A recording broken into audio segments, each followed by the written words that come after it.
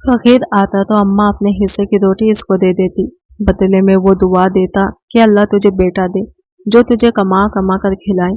मुझे बड़ी हंसी आती कि अम्मा को बेवा हुए तो 7 साल हो गए, पर इसकी ये दुआ सुनकर अम्मा बड़ी खुश होती और रोजाना अल्ट्रासाउंड भी करवाती। एक रात अचानक पड़ोसन की तबीयत खराब हुई तो अम्मा वहां चली गई। मैं अम्मा के बिस्तर पर लेट गई। ये मेरी सबसे बड़ी गलती थी, क्योंकि अचानक अम्मा समझकर आज फिर सुबह सुबह वही फकीर आकर गली में सदा लगाने लगा, जो रोज इस वक्त आकर सारे मोहल्ले से मांगा करता था।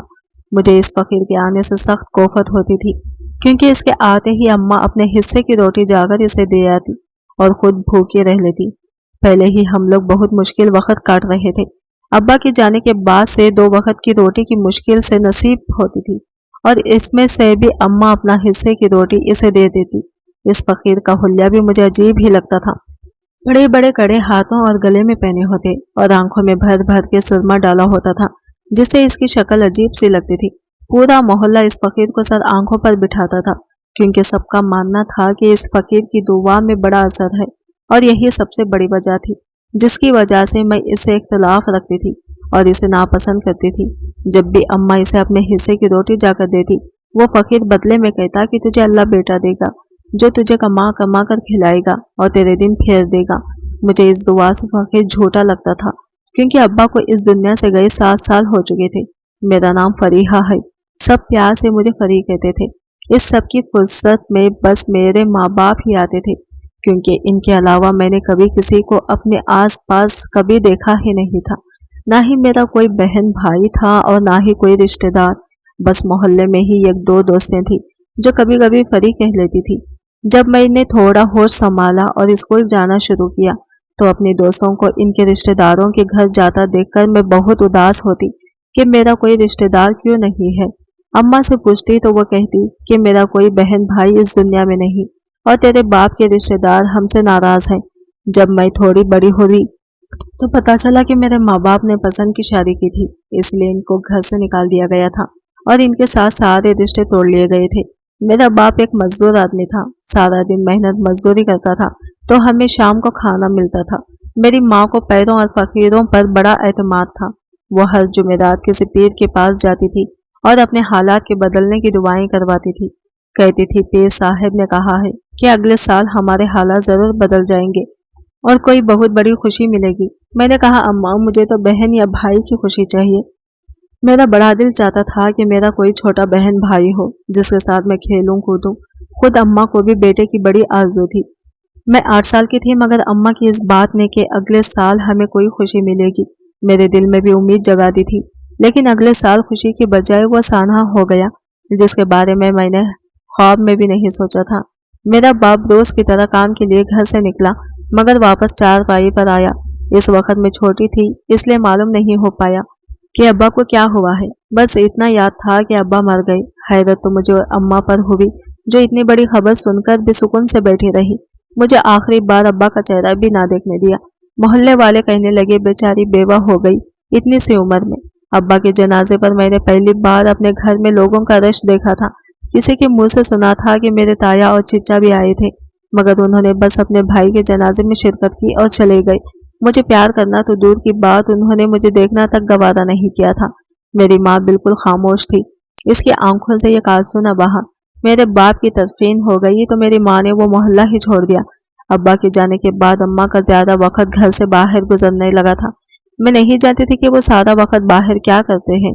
शाम को घर आते हैं तो हम दोनों के लिए खाना ले आते। मैं अम्मा से पूछती कि अम्मा सारा दिन कहाँ होती हो, तो सुकून से कहती काम करने जाती हूँ। मैं अब बड़ी हो रही थी, इसलिए मुझे लोगों की बातें बहुत बुरी लगती। जब मोहल्ले वाले औरतें अम्मा को देखकर अजीब अजीब बातें करते थे, मैं अम्मा से पूछती तो कहती लोगों की बातों पर ध्यान न दिया करो। एक दिन मैं स्कूल जा रही थी कि मैंने एक बार रास्ते में अम्मा को देखा। वो एक कोठी के अंदर जा रही थी। मुझे भी तजस्सुस हुआ था, मैं भी अम्मा की आवाजें देती अंदर तक चली गई। वो बहुत खूबसूरत घर था, मैंने अम्मा को यही आते देखा था, इसलिए बिना सोचे समझे इसके पीछे अंदर तक चली आई। अचानक एक कमरे से मेरे माँ बाहर निकली। मुझे यूं घर में फिरता देखकर इसके चेहरे की रिंगत उड़ी। जल्दी से इसने मेरा हाथ पकड़ा और मुझे खींचते हुए घर से बाहर ले आई। मुझे गुस्से से डांटते हुए कहा, तू अंदर कैसे आई? मेरा पीछा कर रही थी। मैंने रोते हुए कहा, अम्मा मैं तो स्कूल से वापस आ रही थी कि रास्ते में मैं आपको देखा, आपको आवाज देते हुए पीछे आ गई। अम्मा ने सख्ती से कहा, खबरदार, आज के बाद तुम अगर मुझे रास्ते में कहीं देख भी लिया तो तुम मुझे आवाज नहीं दोगी और ना ही मेरे पीछे आओगी। और मेरा घर नहीं, मेरे मालिकों का है, मैं वहाँ काम करने जाती हूँ। आज के बाद से मुझे तो इस रास्ते से घर जाती नजर ना आ। अपने स्कूल आने जाने का रास्ता बदल ले। मैं रोते हुए घर वापस आ गई। मैं 13 साल की हो गई थी और अम्मा अभी तक मुझे बच्ची ही समझती थी। अगले 2 सालों ने एकदम ही मेरी जिसामत बढ़ा दी। मैं 15 साल की थी मगर मेरा कद अम्मा जितना हो गया था, इसलिए मैं अब घर से बाहर कम ही निकलती थी। इस फकीर की अपनी गली में मौजूदगी मैंने ही नोटिस की थी। मैं और अम्मा बाजार से आ रहे थे जब इस फकीर ने रास्ते में कुछ खाने को मांगा। इस वक्त अम्मा के हाथ में जितने पैसे थे बस फकीर को दे दिए। बदले में इस फकीर ने अम्मा को बेटे की दुआ दी, जिसे सुनकर मैं तो हंस पड़ी, मगर अम्मा तो यूं खुश हुए जिसे इन्हें दुनिया जहान की दौलत मिल गई हो। जैसे ही इस फकीर को पता चला कि बेटे की दुआ पर खुश होकर इस औरत ने पैसे दिए हैं, इसने रोज हमारी गली में आना शुरू कर दिया। आता और सदा लगाता। अम्मा भाग कर जाती और अपने हिस्से की रोटी इसको दे देती। मैं कहती, अम्मा तू बेवा हो, अब्बा को मरे 7 दिन नहीं 7 साल गुजरे हैं, तुम्हें बेटा कैसे हो सकता है? मगर अम्मा तो जैसे रोज इसी दुआ के इंतजार में रहती।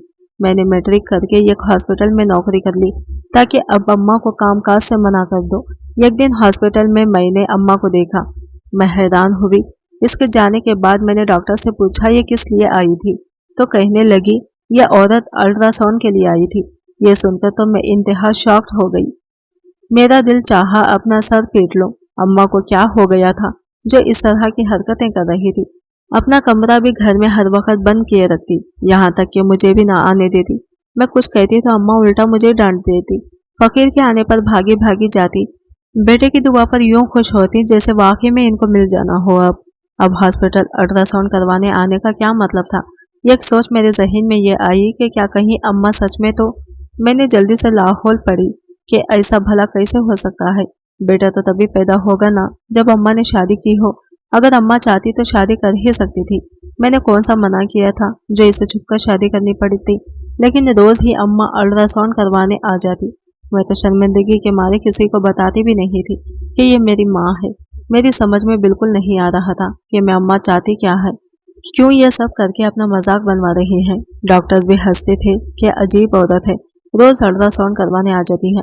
मैंने सोचा कि अम्मा से साफ और सीधी बात करनी पड़ेगी, इसी तरह तो अपना तमाशा बना रही है।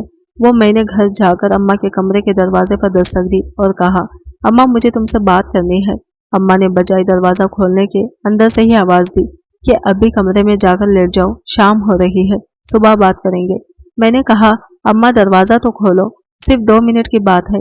अम्मा ने दरवाजे से सर निकालते हुए पूछा, हाँ बोलो क्या बात करनी है? मैंने कहा, अम्मा क्या कमरे में कोई है?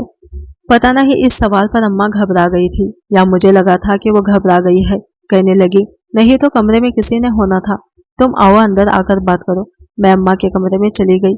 हर तरफ नजर दौड़ाई मगर मुझे कोई ना नजर आया। मुतमईन होकर मैंने पूछा, अम्मा रोज फकीर जब बेटे की दुआ देता है तो तुम इसे बताती क्यों नहीं कि तुम बेवा हो? अम्मा चंद वक्त को खामोश रही, फिर कहने लगी, वो बेचारा दुआ देता है, देने दो, तुम्हारा क्या जाता है? मैंने अगला सवाल किया, अम्मा कमरे में मुझे क्यों नहीं आने दे रही? अम्मा ने कहा, अभी तुम आकर मेरे कमरे में बैठी नहीं हो, मैंने कब तुम्हें मना किया? अम्मा के पास जैसे हर सवाल का जवाब था। अब की बार मैंने जो सवाल पूछा मुझे यकीन था अम्मा के पास इस सवाल का जवाब नहीं होगा। मैंने कहा, अम्मा मुझे ये बताओ कि तुम रोज हॉस्पिटल अल्ट्रासाउंड क्यों करवाने जाती हो? मेरा ये वाला सवाल सुनकर अम्मा वाकई हैरान रह गई थी। इसे मालूम नहीं था कि मैं इसी हॉस्पिटल में एक डॉक्टर की पर्चियां लिखती थी। इससे पहले अम्मा इस सवाल का जवाब देती, बेदुनी दरवाजे पर दस्तक हुई तो अम्मा की इस सवाल से बहस हो गई क्योंकि पड़ोसन आ गई थी। अब घंटा तो इसी ने ले लेना था। मैंने सोचा कल पूछूंगी कि अम्मा अल्ट्रासाउंड करवाने क्यों जाती है रोजाना। अगले दिन रात के 10 बज रहे थे। दरवाजे पर दस्तक हुई। रात के वक्त दरवाजे पर मुझे जानना मना था। अम्मा ही दरवाजा खोलती थी। अभी भी अम्मा ही दरवाजे पर गई। सामने पड़ोसियों का बच्चा था। अम्मा का हाथ पकड़कर कहने लगा, खाला अम्मी की तबीयत बहुत खराब हो गई है, आपको बुला रही है। अम्मा की वो पक्की सहेली थी, इसीलिए जल्दी से दरवाजे से ही इसके साथ चली गई। जाते जाते कह गई, अपने कमरे में चली जाओ और दरवाजा बंद कर लेना। मैं जाने क्यों अपने कमरे में जाने के बजाय अम्मा के कमरे की तरफ आ गई और अम्मा के बिस्तर पर लेट गई, और यही मेरी सबसे बड़ी गलती थी।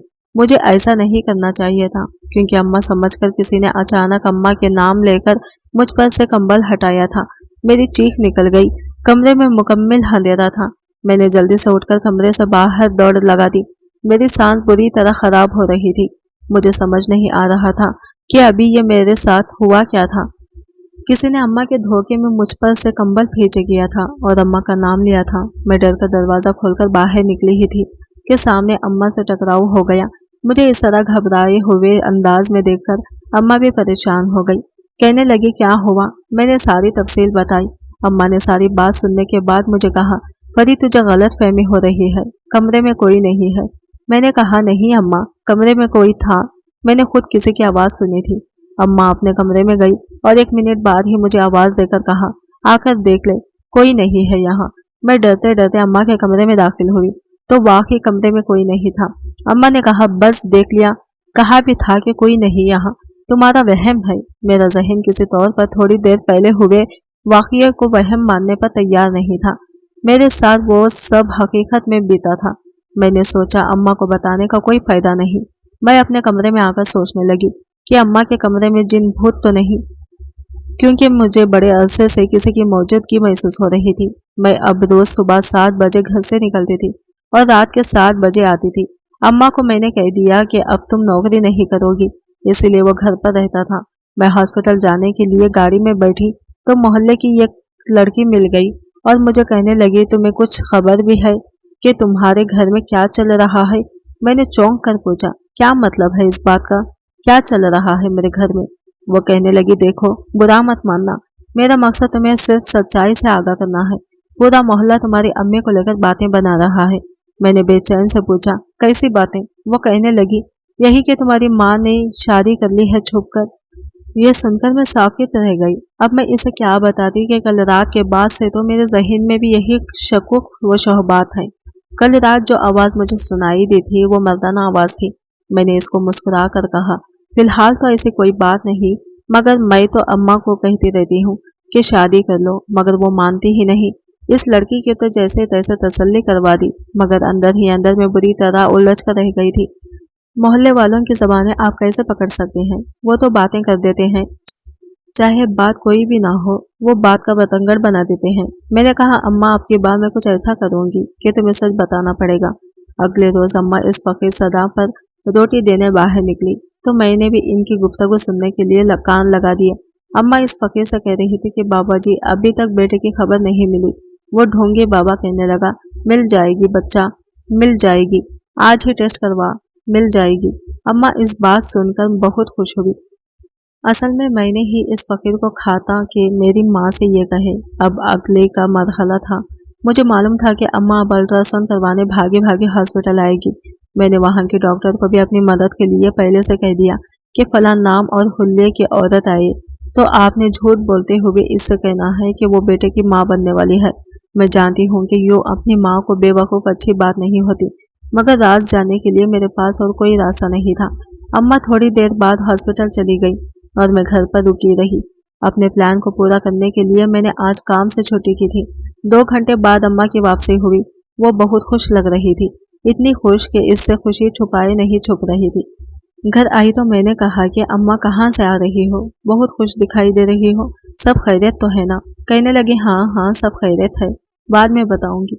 यह कहकर वो अपने कमरे की तरफ बढ़ने लगी तो मैंने कहा, अम्मा अभी अंदर न जाओ, मैंने कमरे में आग लगा रखी है, क्योंकि पीर साहब ने कहा था कि मेरी पूरी बात सुने बगैर ही अम्मा आग का नाम सुनकर हवास बाखिदा हो गई।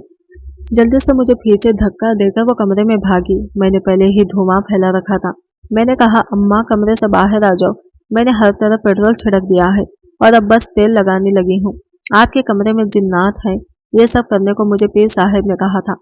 मैंने अम्मा को दिखाने की खातिर जिसे थोड़ी की जगह पर पेट्रोल फेंका, माचिस की तेली फेंकी तो आगे भड़क उठी।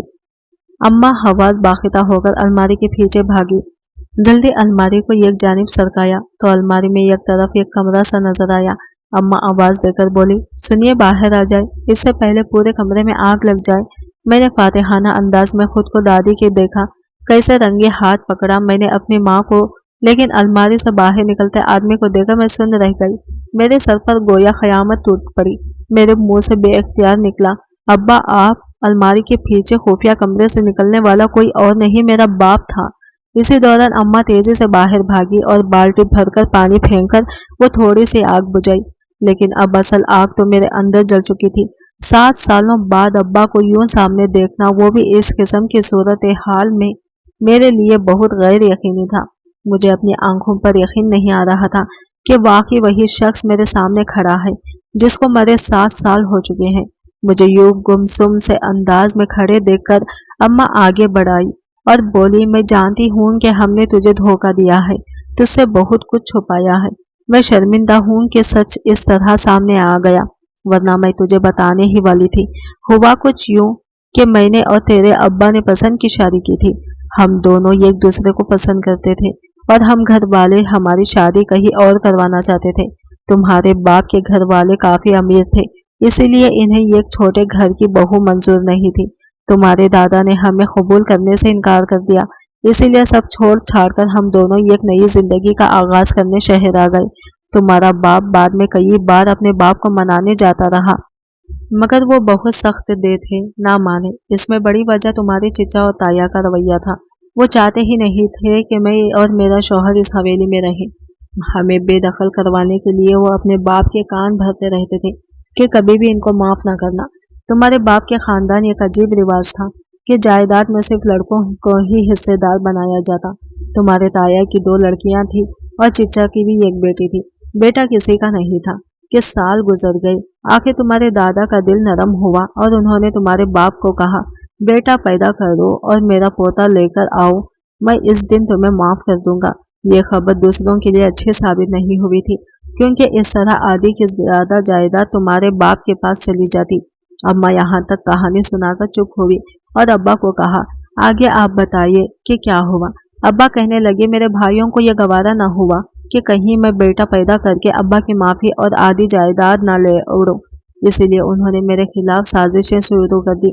मुझे जान से मारने की कोशिशें करने लगी, यहाँ तक कि ये मुझे अपनी ही मौत का झूठा ड्रामा करना पड़ा ताकि सबको यकीन आ जाए। मेरे जनाजे पर मेरे दोनों भाई आए थे, उन्होंने अपने हाथों से मुझे खबर में उतारा। इनके जाते ही फौरन मेरी बीवी यानी तुम्हारी माँ, इसने मुझे बाहर निकाला गया। हम किसी मोहल्ले में चले गए, सिर्फ इसलिए कि वो लोग तुम्हारे और तुम्हारी माँ को नुकसान न पहुंचाए। मैं रोपोश रहा, दुनिया वालों की नजरों से ओझल, सिर्फ तुम्हारी माँ से मिलता था। हम चाहते थे कि हमारा बेटा हो जाए। एक बार बेटे की खुशखबरी मिल जाती तो मेरा बाप मुझे माफ कर देता, मगर इस भाग दौड़ में इतने साल गुजर गए कि मालूम ही ना हो सका और तुम इतनी बड़ी हो गई। मैं कुछ अरसे से इसी घर में छुप कर रह रहा था। इसी दिन मैंने ही तुम्हें तुम्हारी माँ के धोखे में आवाज दी थी। अम्मा ने अब्बा के चुप होने पर कहा, लेकिन अब अल्लाह ने हमारी सुन ली। मैं अभी अल्ट्रासाउंड करवा कर आई हूँ, मैं बेटे की माँ बनने वाली हूँ। हमारा 7 साल का सब्र रंग ले आया।